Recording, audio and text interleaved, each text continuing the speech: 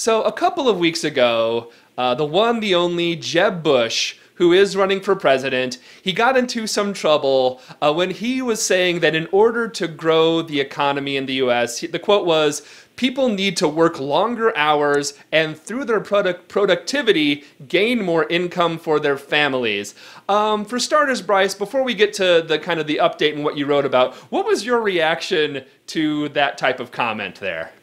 Yeah, so he's claiming that it was taken out of context, although I really think that's not quite fair because he actually said those words and the context doesn't really change them. But what he says he meant was that there are a lot of people right now who want more full-time work, who are working part-time and would rather be working full-time, and that he wants those people to be able to work longer hours. And it all ties back to this promise he's made that if he's president, we'll have 4% year-over-year growth, GDP growth, as he says, as far as the eye can see, which basically means, in perpetuity, which is a really big promise. It's a really big promise. And so part of the way he wants to get there is to have people put in more hours, and then he says that means that productivity will go up, and then people will make more income. And, when people make more income, they have more money to spend. That boosts the economy in terms of consumer spending. It's, a nice feedback. One big problem with this is that the link between more hours and higher productivity and higher pay is actually broken. Yeah. Workers are and have been putting in more hours and increasing their productivity, and they are not getting paid more.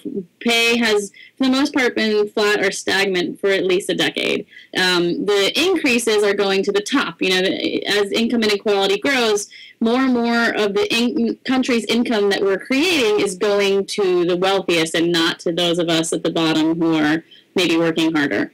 The other problem, too, is that just generally Americans put in many more hours than many other developed countries. We work very hard. Our work week is very long, and we actually don't get a whole lot out of it. We're not more productive than, all the other countries out there. There are many other countries who put in significantly fewer hours who have much higher productivity.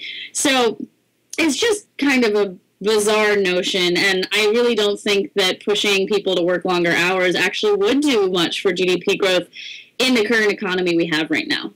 Yeah, and then you were mentioning the myth that U.S. workers aren't. Comparatively, they're not because, but productivity has actually risen in the United States consistently while wages have remained flat.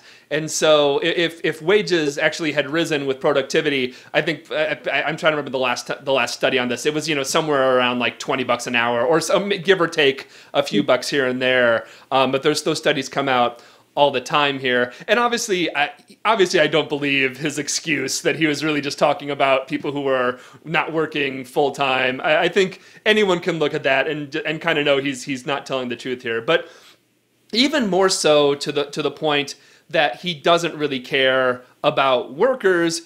You actually reported recently that he wants people to work more hours, but he doesn't want to pay those workers overtime if they reach this working the magical 40-hour crescendo that he wants them to work. If they work beyond that, he doesn't believe they actually should get overtime. Tell us about that.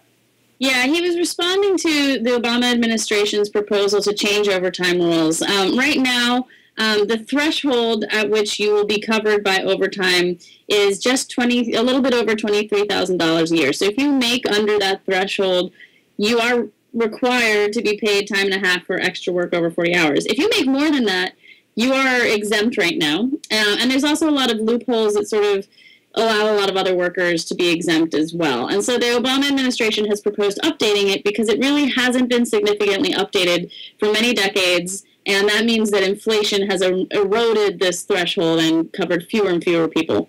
They want to basically double it to a little bit more than $50,000 a year by 2016. That's a little bit less than where it would be if it had kept up with inflation over the years. Bush was responding to this, and his response was that this is the wrong approach. He made some weird claims. He said that it would somehow bar managers from giving bonuses, which is just nowhere in this rule change. But he also said that it would lead to lower wages, less overtime pay in general, and fewer people working. So he, the first point is that, he's talking about wanting people to work longer hours and therefore make more money and therefore boost the economy. But if you're not going to give people extra money for putting in those longer hours, you're just not going to see, like I said, people are putting in long hours and increasing productivity and not getting paid much for it. If you don't do anything to change that equation, then this isn't going to actually help the economy.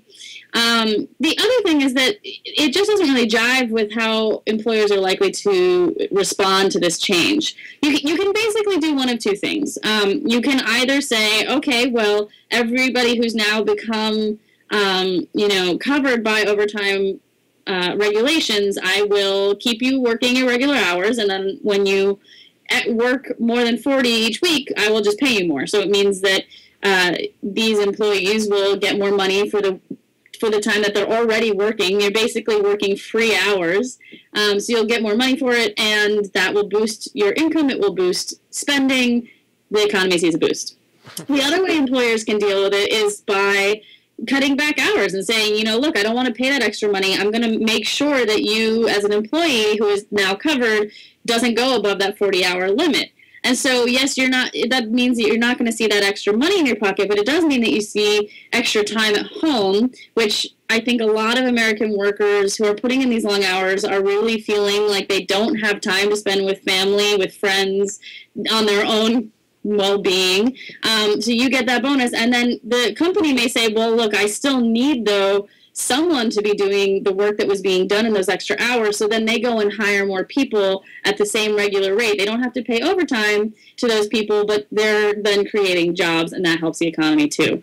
And that's really what economists say is likely to happen one way or the other. And it's good for the economy either way. It doesn't mean that we're going to all, they're just going to fire all of us because we now have to be paid overtime. Bryce Covert, writer for The Nation magazine and the economic policy editor at Think Progress. You can find all of her work at brycecovert.com and on Twitter at Bryce Covert. Bryce, as always, really, really great conversation. Thank you for what you're doing, and thanks for being on the show again. Thank you for having me on.